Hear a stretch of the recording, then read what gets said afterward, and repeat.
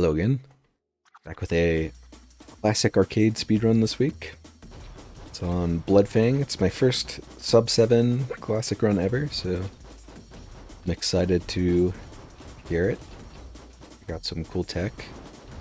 But first, notice my shell is a different color than usual, if you see my other videos. And I didn't just decide to change my paint job. I'm actually on a different file.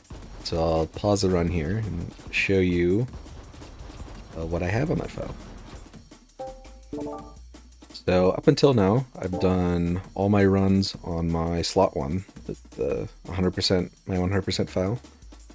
For this run, I was on slot 2, which is at 71% right now. I'll show you what I have unlocked.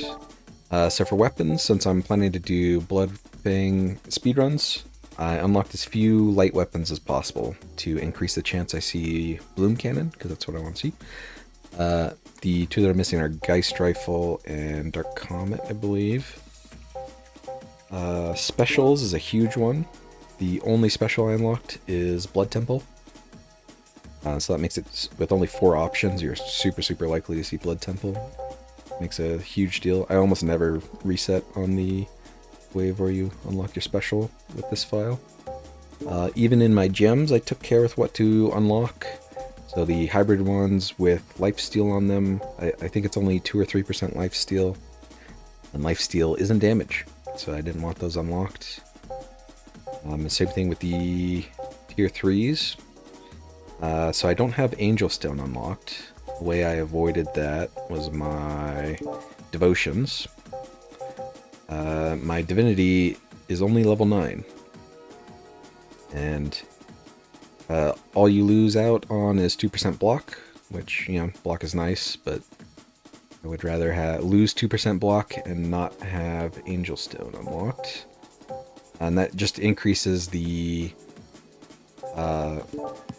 likelihood you'll see Lightstone. Lightstone is super powerful. Whenever I'm putting a white gem on a weapon, I would prefer for it to be a Lightstone, because you get a bunch of healing from it, and you can turn that healing into Blood Temple stacks.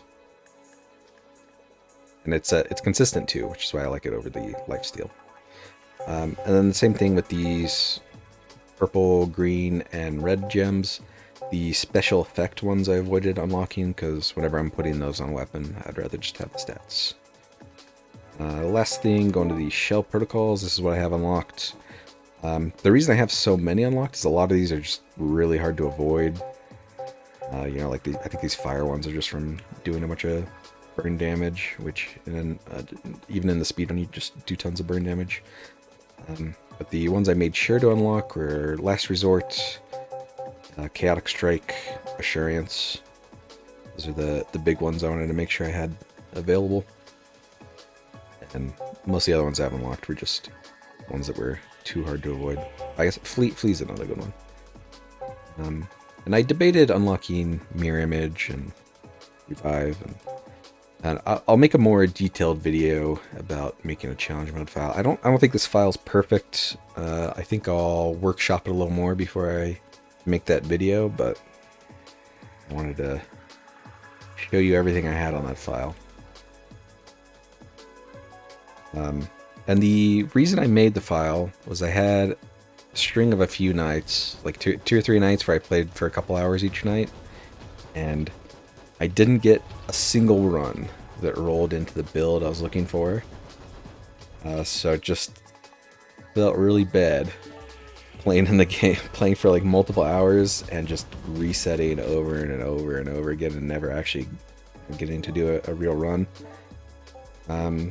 So then I just started working on that challenge mode file, and I'll tell you that the difference is crazy. You get to play the game so much more with the challenge file.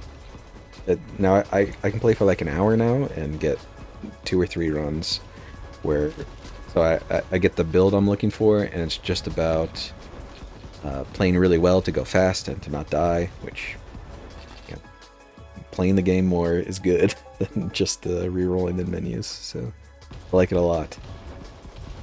And my initial reservation about making this because I'm sure a lot of people had the idea to make a file like this.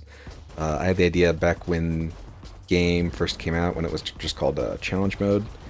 A couple weeks after that, trying to push times, and my reservation to doing it then was when I was investigating how best to like make a file. I found a way to make a save file that is just 100% cheating.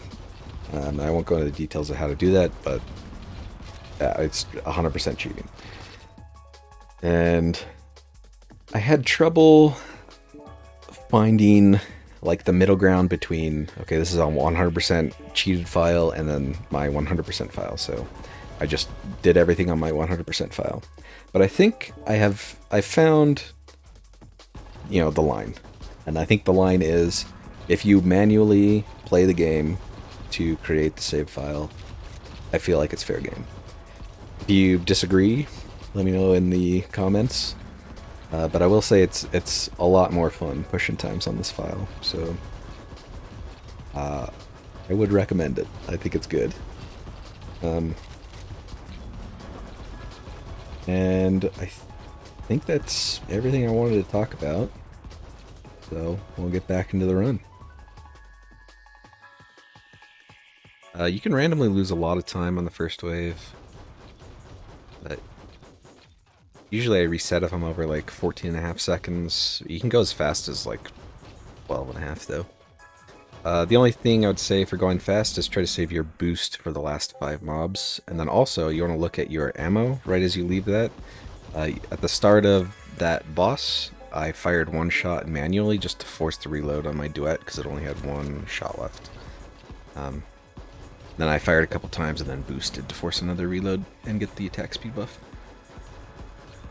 For the stuff I'm picking, early on, the best thing that I want to see is physical damage. It's the biggest damage increase for the early bosses, and that's what I'm trying to optimize for. And I'm building Bloom Cannon into Induration and Last Resort first. And then I stood where Bloodfang was going to spawn, and then I'm trying to take as much damage as possible just to get that crit rate. That I don't think my movement was very good there. You could do that a lot better, get a lot more crit. Probably saved like half a second. I mean, it's RNG because you're just getting crit chance, but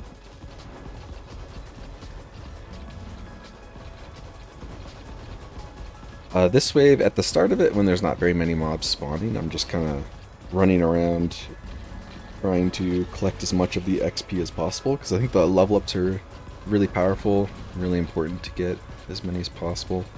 And then as more and more cluster up, I'm just like straight up running through them, trying to get them clumped so that the shatter potency on the Crimson Duets and the, you know, just all the spread from my Bloom Cannon is doing work. Pick Blood Temple. On the boss waves, my general thing is hit Blood Temple 3 times and then boost. I think on Carapace you want to delay it for a couple shots because you don't always kill him in one magazine. And then on this wave, I try to avoid taking damage from the mobs because now that I have Blood Temple, HP becomes damage. And I'm basically, I'm from here on out on all these mob waves, I'm balancing staying healthy enough that I can take a hit and not die randomly, but also lowering my HP so I get some crit from the Last Resort, and then also just trying to maintain some Blood Temple stacks.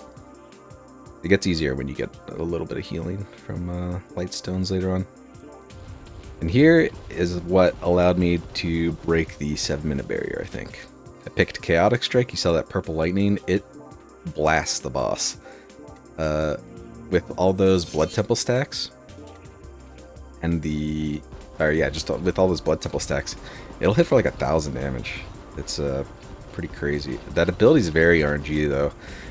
I guess on this wave I'm just doing the same thing I was talking about before, where I'm trying to stay around like half HP. And I'm also trying to manage it so I have like 1 Blood Temple stack most of the time, 1 or 2. But I'll talk about the Chaotic Strike a little bit. I don't think Chaotic Strike is actually very good for the rest of the run. Now that I have the Induration complete, the Induration's just going to carry me damage-wise. But Chaotic Strike... proc chance is increased the more crit you have. So when you have tons and tons of crit from Last Resort, it can proc a lot more. But it procs on a random target. And the proc rate is also extremely random. Even with a bunch of crit, it's anywhere from 0.1 to... I think if you have 100% crit, it's like 2 seconds. It'll keep scaling up if you have more and more crit, though, over 100%. So it'll proc more and more often.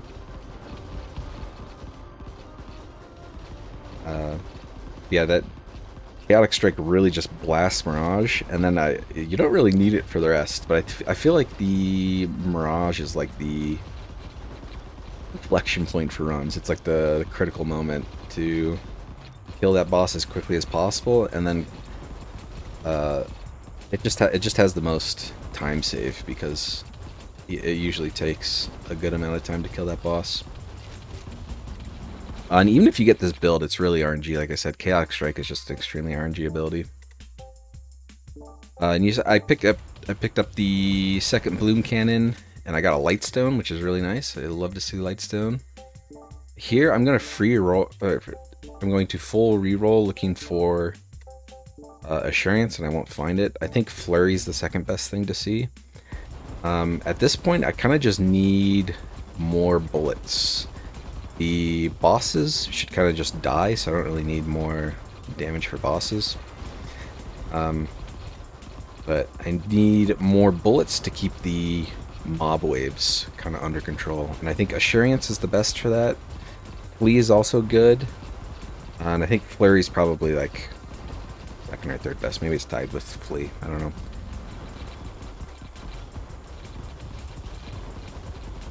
And this wave, this wave can get really out of hand really fast really fast if you don't have enough damage. So those mobs are really tanky. If too many build up, you can get in trouble. Or, you know, you'll go slow. A second Lightstone is sick to see. It kind of sucks on the boss waves that you get the healing.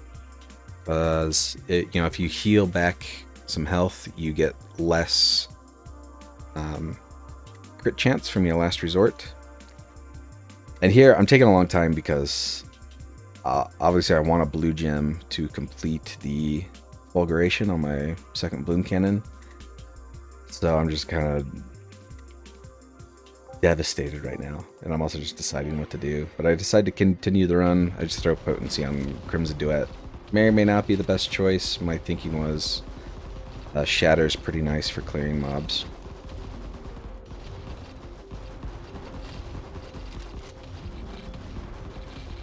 But yeah, with the Lightstones, I think it's still worth, like, you still want some Lightstones, because on these mob waves, you see I'm boosting, like, more or less on cooldown.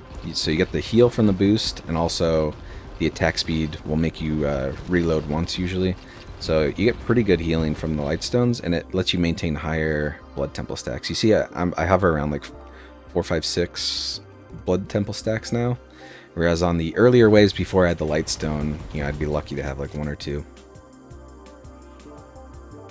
I got the last blue gem I needed to complete my Fulguration.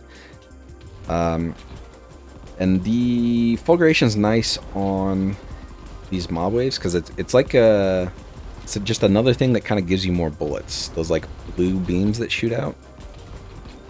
Will apply burn damage, and if you have enough Blood Temple stacks, that burn damage should be enough to kill the mobs it comes in contact with.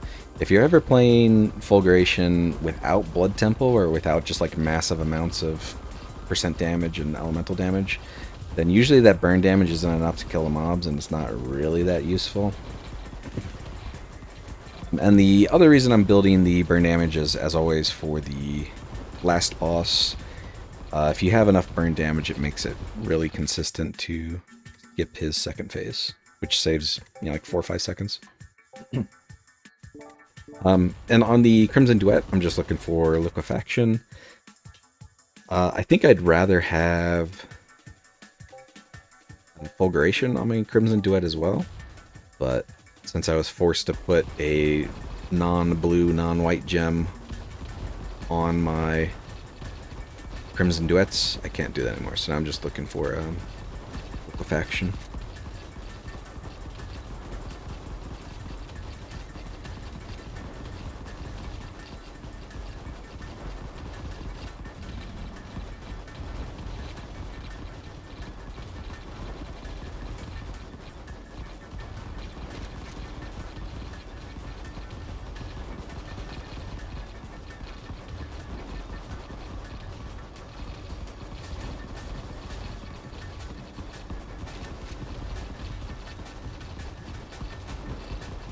And as you can see, this is a far from perfect run. I'm definitely going to grind to try to get a better time. I've just been playing a lot of WoW recently. That's why this video's taken so long to get out too. Sorry for the delay. But coming up here on the last boss. Just pick up some more elemental damage for the burn.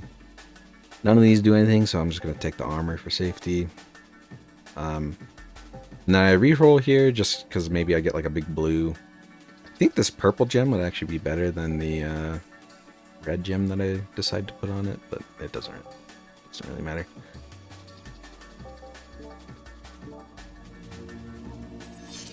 I'm just gonna get my Blood Temple stacks, boost, and kill the boss.